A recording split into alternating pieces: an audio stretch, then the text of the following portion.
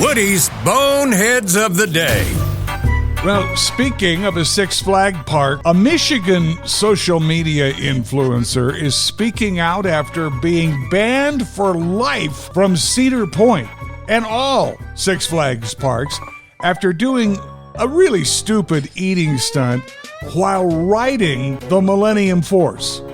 Now, this stunt caused Cedar Point's reaction from Alan Farrell's attempt to get an entire 10-piece chicken McNugget order inhaled while enduring the coaster's intense G-forces. It was definitely really hard, so I see why Cedar Point reacted the way they did, because I can see why there's safety measures and everything like that. It was hard. I had to try not to choke almost the entire ride. I had no idea Cedar Point even seen the video until I got a message saying I've been banned for life from Cedar Point, which really hurts because I've been going there since I was a little kid. I'm a season pass holder. I'm definitely sad about how it ended up, but I understand. They don't want a bunch of other people trying to pull off challenges like I do. Yeah, exactly. If you want to see this knucklehead's attempted stunt, I put the video on my blog at 1039themaverick.com. This is crazy. A potentially dangerous throw at a youth baseball game in Kansas City Memorial Day weekend has resulted in a lifetime suspension for the coach and a 5-year suspension for his son, the pitcher. A report from USA Today says the Oklahoma coach told his 12-year-old kid to throw full speed into the opposing team's dugout. Team just happened to be from Nebraska, and I don't know what was going on, if they were being mouthy or kicking their butt. He didn't hit anybody, but the NSSA, the Youth Baseball Governing Board, took swift and supreme action. And finally, here on Boneheads, something unappetizing happened at a Taco Bell. And shockingly, it does not involve the food.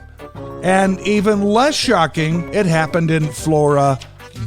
Flagler County deputies arrested 28-year-old Brandon Irizarry last Thursday after he exposed himself outside of Taco Bell. Now, it's unclear what he was up to, what he was on, but the sheriff's office arrested Irizarry for unlawful exposure, and more specifically, I think the arresting deputy pointed it out quite succinctly when he said, "This is what happens when you leave your chimichanga out."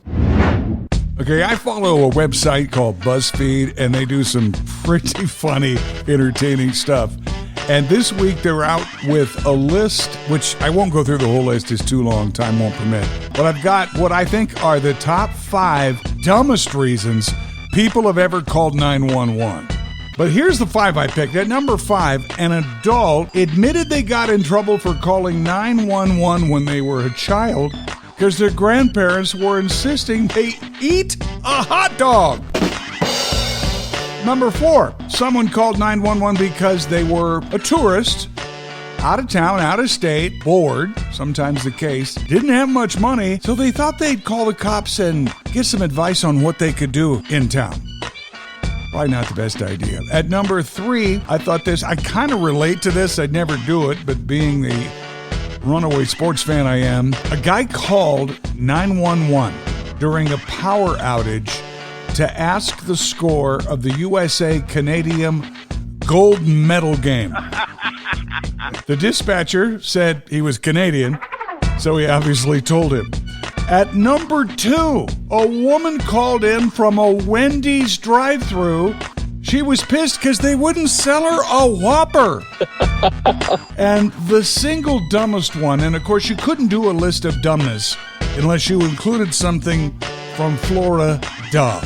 And sure enough, we saved the most Florida one for last. A woman in Daytona, Flagler County, called 911, and if you've been there, you know this is true. She called 911 because they wouldn't serve her a Jell-O shot.